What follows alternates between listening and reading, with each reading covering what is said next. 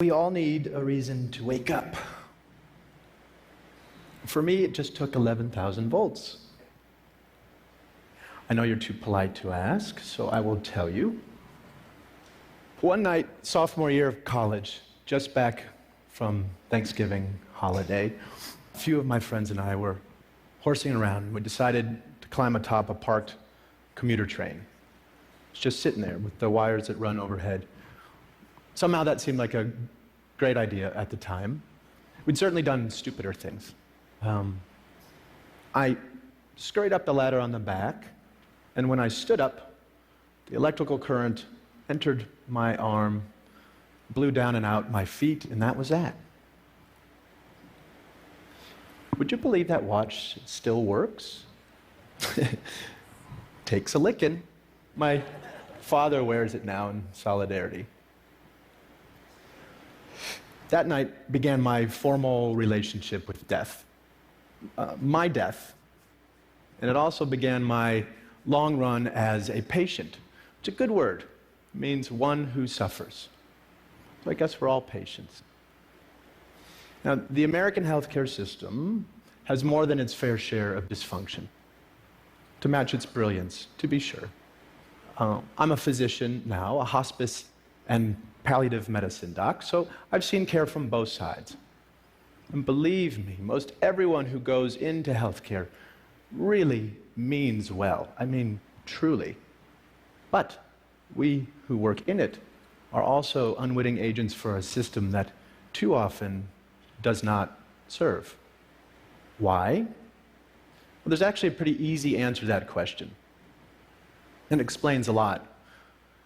Because healthcare was designed with diseases, not people, at its center. Which is to say, of course, it was badly designed. And nowhere are the effects of bad design more heartbreaking or the opportunity for good design more compelling than at the end of life, where things are so distilled and concentrated. There's no do-overs. My purpose today is to reach out across disciplines and invite design thinking into this big conversation. That is, to bring intention and creativity to the experience of dying. We have a monumental opportunity in front of us before a universal, one of the few universal issues, as individuals as well as a civil society, to rethink and redesign how it is we die. So, let's begin at the end. For most people, the scariest thing about death isn't being dead, it's dying, suffering. It's a key distinction. And to get underneath this, it can be very helpful to tease out suffering which is necessary, as it is, from suffering we can change. The former is a natural, essential part of life, part of the deal. And to this we are called to make space, adjust, grow. It can be really good to realize forces larger than ourselves. They bring proportionality, like a cosmic right-sizing. After my limbs were gone, that loss, for example, became fact, fixed, necessarily part of my life. And I learned I could no more reject this fact than reject myself. It took me a while, but I'd learned it eventually. Now, another great thing about necessary suffering is that it is the very thing that unites caregiver and care receiver, human beings. This, we are finally realizing, is where healing happens. Yes, compassion. Literally, as we learned yesterday, suffering together. Now, on the systems side, on the other hand, so much of the suffering is unnecessary, invented, serves no good purpose. But the good news is, since this brand of suffering is made up, well, we can change it. how we die is indeed something we can affect. Now, making the system sensitive to this fundamental distinction between necessary and unnecessary suffering gives us our first of 3 design cues for the day. After all, our role as caregivers, as people who care, is to relieve suffering, not add to the pile.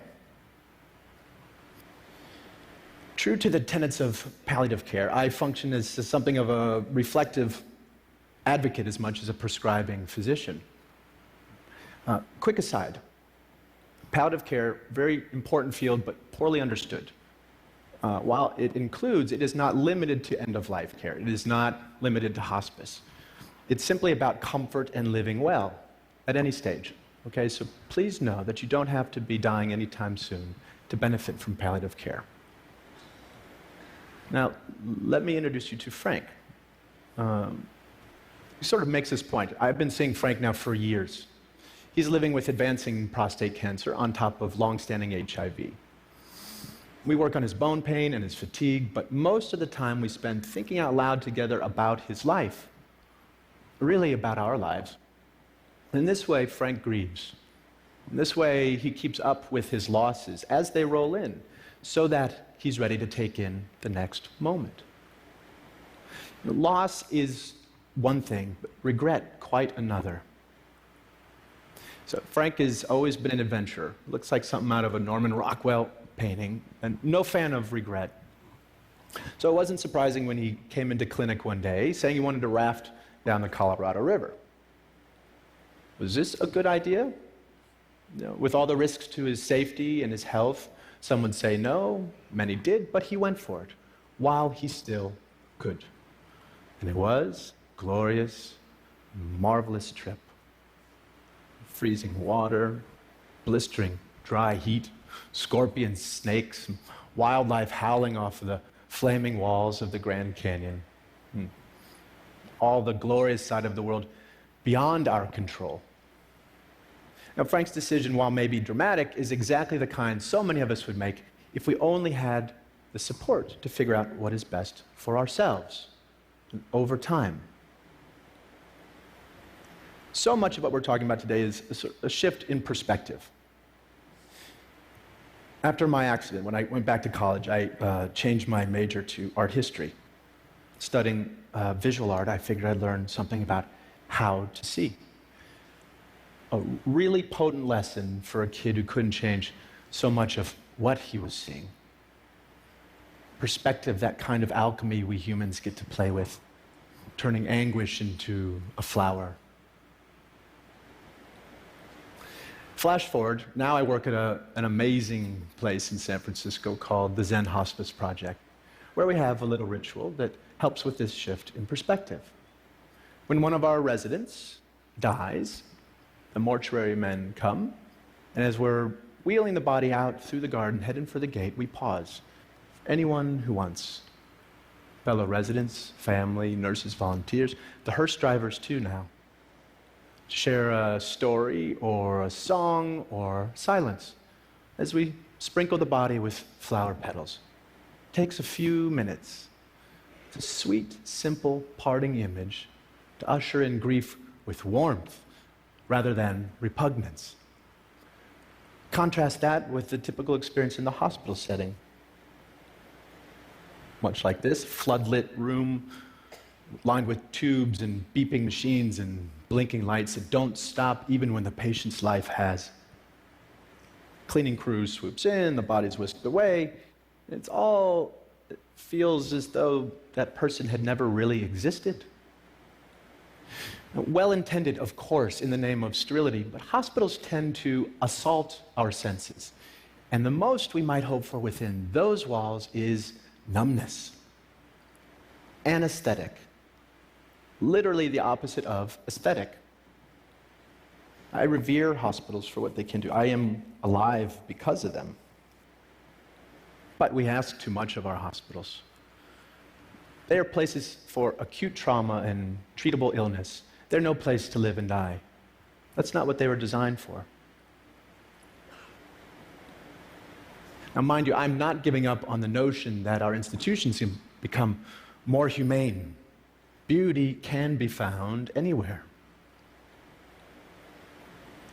I spent a few months in a burn unit at St. Barnabas Hospital in Livingston, New Jersey, where I got really great care at every turn, including good palliative care for my pain. And one night, it began to snow outside. I remember my nurses complaining about driving through it. And there was no window in my room, but it was great to just imagine it coming down all sticky. Next day, one of my nurses smuggled in a snowball for me. She brought it into the unit. I cannot tell you the rapture I felt holding that in my hand. And the coldness dripping onto my burning skin, the miracle of it all, the fascination as I watched it melt and turn into water. In that moment, just being any part of this planet in this universe mattered more to me than whether I lived or died. That little snowball packed all the inspiration I needed to both try to live and be okay if I did not. In a hospital, that's a stolen moment.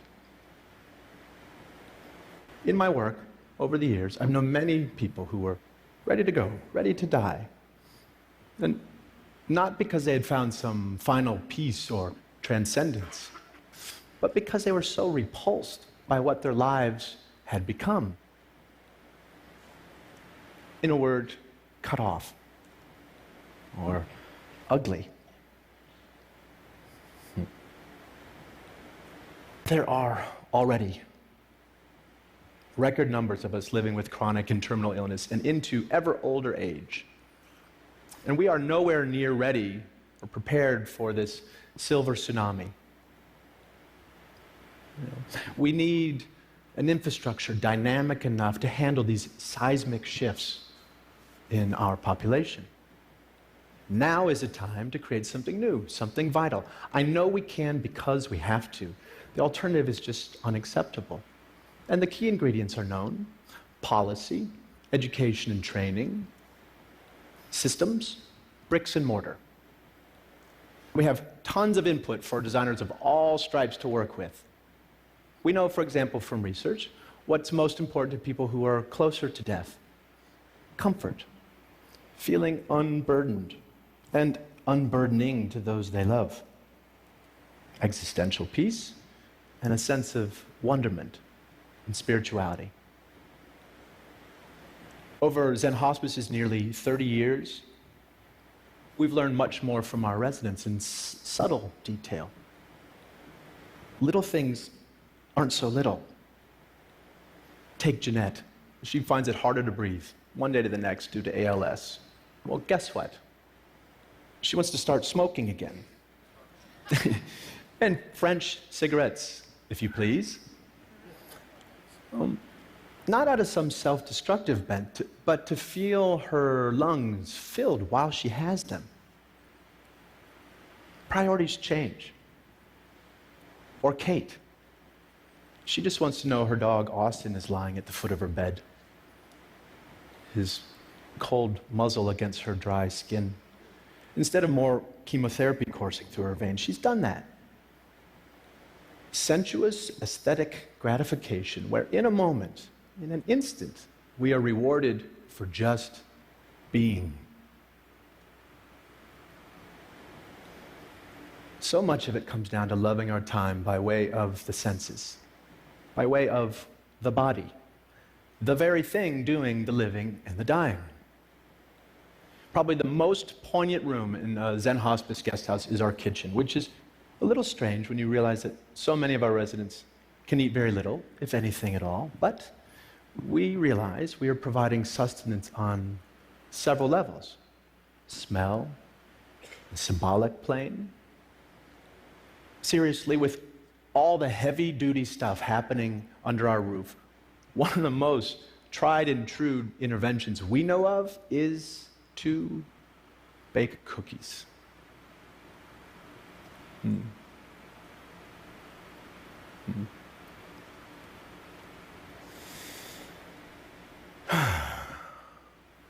As long as we have our senses, even just one, we have at least the possibility of accessing what makes us feel human, connected. Imagine the ripples of this notion for the millions of people living and dying with dementia. Primal sensorial delights that say the things we don't have words for, impulses that make us stay present, no need for a past or a future. So, if teasing unnecessary suffering out of the system was our first design cue, then tending to dignity by way of the senses, by way of the body, the aesthetic realm is design cue number 2. Now this gets us quickly to the third and final bit for today. Namely, we need to lift our sights, to set our sights on well-being. So that life can become, and health care can become about making life more wonderful rather than just less horrible. Beneficence. Here, this gets right at the distinction between a disease-centered and a patient or human-centered model of care.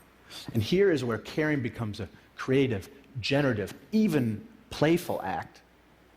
Play may sound like a funny word here, but it's also one of our highest forms of adaptation. Consider every major compulsory effort it takes to be human. The need for food is birth cuisine. The need for shelter has given rise to architecture. The need for cover, fashion. And for being subjected to the clock, well, we invented music. So, since dying is a necessary part of life, what might we create with this fact? By play, I am in no way suggesting that we take a light approach to dying or that we mandate any particular way of dying. There are mountains of sorrow that cannot move, and one way or another, we will all kneel there. Rather, I am asking we make space, physical, psychic room, to allow life to play itself all the way out, so that rather than just getting out of the way, aging and dying can become a process of crescendo through to the end. We can't solve for death. I know some of you are working on this. Meanwhile, we can design towards it. Now, parts of me died early on, and that's something we can all say one way or another. And I got to redesign my life around this fact, and I tell you, it has been a liberation to realize you can always find a shock of beauty or meaning in what life you have left. Like that snowball, lasting for a perfect moment, all the while melting away. If we love such moments ferociously, then maybe we can learn to live well, not in spite of death, but because of it. Let death be what takes us, not lack of imagination.